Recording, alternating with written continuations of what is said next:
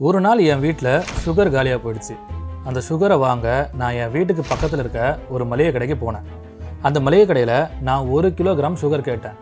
அதுக்கு அந்த கடைக்காரர் ஒரு புது விதமான ஒரு தராசை எடுத்து அதில் எனக்கு 1 கிலோகிராம் சுகரை எடை போட்டு கொடுத்தாரு. அந்த தராசு எப்படி இருந்துச்சுன்னு பார்த்தீங்கன்னா இப்படி தான் இருந்துச்சு. இந்த தராசில் ஒரு பக்கம் 1 கிலோகிராம் அப்படின்னு போட்டிருக்க ஒரு எடைக்கல்ல வச்சாரு, இன்னொரு பக்கம் ஒரு கவரை வச்சு அதில் சுகரை கொட்டினார். இந்த தராசுக்கு மேலே இருக்கிற ஒரு முள் அதில் ஸ்ட்ரைட்டாக வர மாதிரி இந்த பக்கம் சுகரை கொட்டி அதை கவர் பண்ணி என்கிட்ட கொடுத்தாரு. நானும் இதுதான் 1 கிலோ சுகர் அப்படின்னு நினச்சி வாங்கிட்டு வீட்டுக்கு வந்தேன். நான் வாங்கிட்டு அந்த சுகரை என் வீட்டுக்கு கொண்டு வந்தேன். அந்த சுகரை நாங்கள் எங்கள் வீட்டில் சுகருக்குன்னு தனியாக ஸ்பெஷலாக ஒரு டப்பா வச்சுருக்கோம். அந்த டப்பாவில் தான் கொட்டுவோம். ஏன்னா அந்த டப்பா கரெக்டாக 1 கிலோகிராம் சுகரை தான் கொள்ளளவாக வச்சுருக்கோம். நான் வாங்கிட்டு வந்த சுகரை அந்த டப்பாவில் கொட்டினேன். ஆனால் இந்த சுகர் அந்த டப்பாவில் 3/4 தான் கொள்ளுச்சு. மீதி இடம் காலியாக இருந்துச்சு. எனக்கு ஒரே சந்தேகமாக இருந்துச்சு, நாம் 1 கிலோ சுகர் தானே வாங்கிட்டு வந்தோம், அப்போது டப்பா ஃபுல்லாக அந்த சுகர் வரணுமே, ஏன் வரலன்னு. இந்த சந்தேகத்தை தீர்த்துக்க நான் என் வீட்டுக்கு பக்கத்தில் இருக்க இன்னொரு சூப்பர் மார்க்கெட்டுக்கு போனேன். அங்கே அவங்கக்கிட்ட எலக்ட்ரானிக் தராசு இருந்துச்சு. அந்த எலக்ட்ரானிக் தராசில் நான் என் வீட்டுக்கு பக்கத்தில் வாங்கின அந்த சுகரை கொடுத்து எடை வச்சு பார்க்க சொன்னேன். அதுக்கு அவங்க எடை வச்சு அந்த சுகர் 800 கிராம் தான் இருக்குது அப்படின்னு எடை சொன்னாங்க. நான் 800 கிராம்னா என்னன்னு அவங்கள்ட்ட கேட்டேன். அதுக்கு அவங்க 1 கிலோவை விட கம்மி தான் 800 கிராம் அப்படின்னு என்கிட்ட சொன்னாங்க. அப்போ தான் எனக்கு தெரிஞ்சிச்சு என் வீட்டுக்கு பக்கத்தில் இருக்க அந்த கடைக்காரர் என்னை ஏமாத்திருக்காருன்னு. இந்த 800 கிராம் இருக்க சுகரை அப்படியே தராசோட நான் ஒரு ஃபோட்டோ எடுத்துக்கிட்டேன். ஃபோட்டோ எடுத்துக்கிட்டு இந்த சுகரையும் கொண்டு போய் என்னை ஏமாத்தின அந்த கடைக்காரர்கிட்ட கொண்டு போய் காட்டினேன். அதுக்கு அவர் நான் ஏமாத்தலை அப்படின்னு சொன்னார். அப்போது அந்த டைமில் இன்னொருத்தர் அந்த கடைக்கு வந்தார். அவர் கையில் பெரிய பேக் இருந்துச்சு, அதில் ஃபுல்லாக மிளகா இருந்துச்சு. இந்த மிளகாயோடு வந்தவர் அவரும் அந்த கடைக்காரர்கிட்ட 1 கிலோ மிளகாய் இல்லை 800 கிராம் மிளகா தான் இருக்குது அப்படின்னு சண்டை போட்டார். இதுக்கும் அந்த கடைக்காரர் எங்கள் 2 பேர்கிட்டையும் நான் ஏமாத்தலை அப்படின்னு கடைசி வரைக்கும் சொன்னார். அதுக்கு என் கூட வந்தவர் கடைக்குள்ளேயே போய் அந்த தராசை எடுத்து பார்த்தாரு. அதில் ஒரு பக்கம் காந்தம் ஊட்டிருக்கிறத கண்டுபிடிச்சாரு. இதுலேருந்து தான் அவர் எங்ககிட்ட இந்த மாதிரி இடையில ஏமாத்திருக்காரு அப்படின்னு நாங்களும் தெரிஞ்சுக்கிட்டோம்.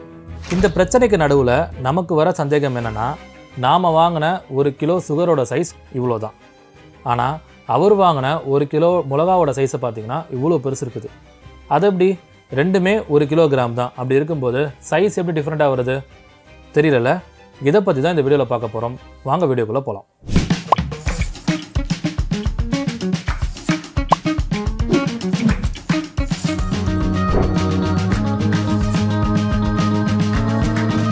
ஒரு காலத்தில் மக்கள் பொருட்களை வாங்குறதுக்கு பண்டமாற்று முறையை பயன்படுத்தினாங்க.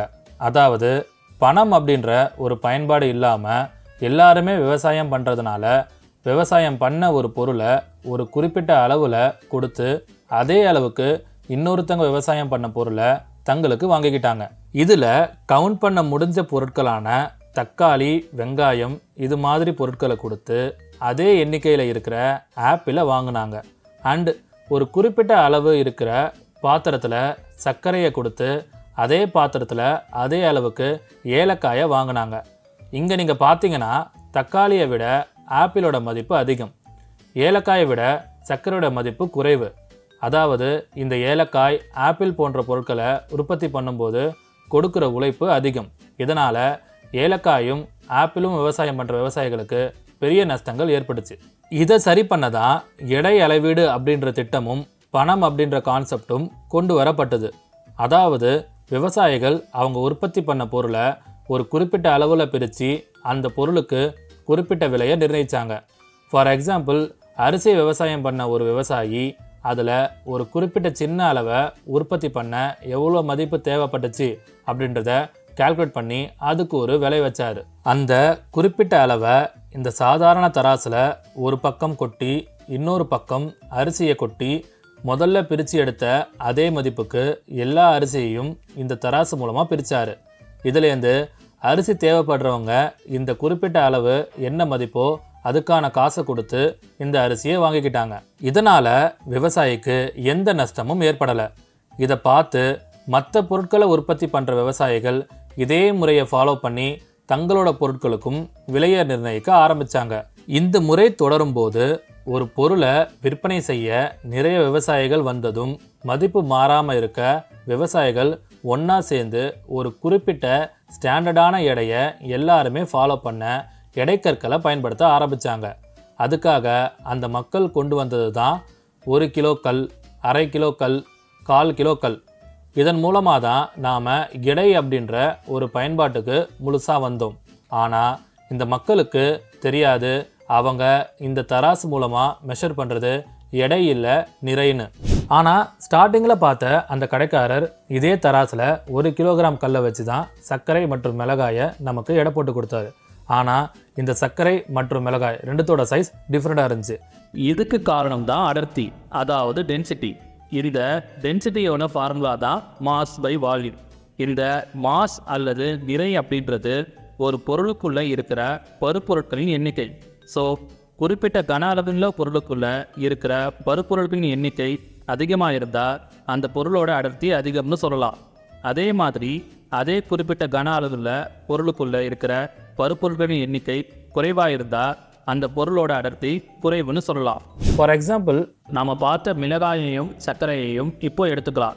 சர்க்கரையை நாம் ஒரு குறிப்பிட்ட கன அளவு இருக்கிற ஜாரில் ஃபுல்லாக எடுத்தோம்னா இப்போது அந்த ஜாருக்குள்ளே இருக்கிற மொத்த சர்க்கரையில் இருக்கிற பருப்பொருட்களின் எண்ணிக்கை எக்ஸாம்பிளுக்காக ஒரு 1000ன்னு சொன்னோன்னா, மிளகாயை அதே குறிப்பிட்ட கன அளவு இருக்கிற ஜாரில் ஃபுல்லாக ஃபில் ஆகுற மாதிரி எடுத்தோம்னா அதுக்குள்ளே இருக்கிற பருப்பொருட்களின் எண்ணிக்கை 200 தான் இருக்குது. ஸோ சர்க்கரை ஜாரில் இருக்கிற பருப்பொருட்களின் எண்ணிக்கை மிளகாய் ஜாரில் இருக்கிற பருப்பொருட்களின் எண்ணிக்கையை விட அதிகம்னு நம்ம சொல்லலாம்.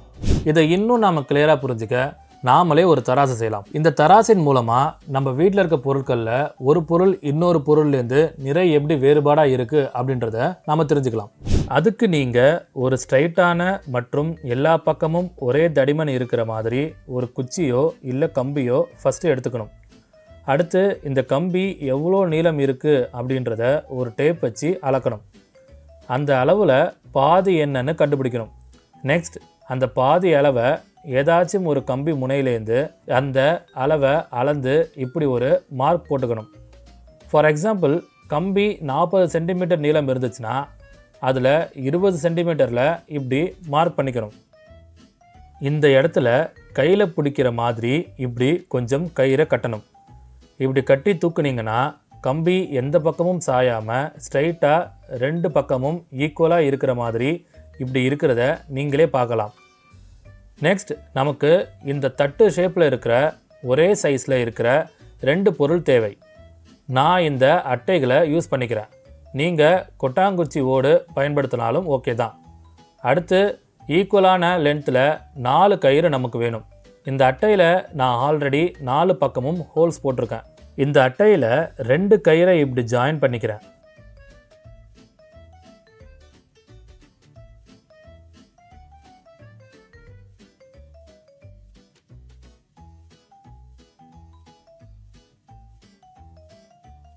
நெக்ஸ்ட், இந்த கம்பியில் ஒரு முனையில் கொஞ்சம் முள்ளு தள்ளி இந்த ஒரு அட்டையை இப்படி கட்டுறேன். இதே மாதிரி இன்னொரு அட்டையிலையும் பண்ணி இதையும் இன்னொரு முனையில் கட்டிக்கிறேன். இப்போது நடுவில் கட்டின இந்த கயிறை தூக்கி பார்த்தா தராசு ரெடி. இப்போது இந்த தராசில் ஒரே அளவில் 2 பொருட்களோட நிறை ஒன்றோட ஒன்று எப்படி வேறுபடுதுன்னு பார்ப்போம். அதுக்கு ஃபஸ்ட்டு நான் இந்த கப்பில் சர்க்கரையை ஃபுல்லாக எடுத்துக்கிறேன். அதை இந்த தராசோட இந்த பக்கம் கொட்டிக்கிறேன். நெக்ஸ்ட், அதே கப்பில் பேப்பரை ஃபுல்லாக எடுத்துக்கிறேன். அதை தராசோட இன்னொரு பக்கம் கொட்டிக்கிறேன். இப்போது ரெண்டுத்தையும் நாம் நிறை கம்பேர் பண்ணி பார்க்கலாம். இங்கே நீங்கள் பார்த்தீங்கன்னா சர்க்கரை இருக்கிற பக்கம் தராசு கீழே இறங்குது.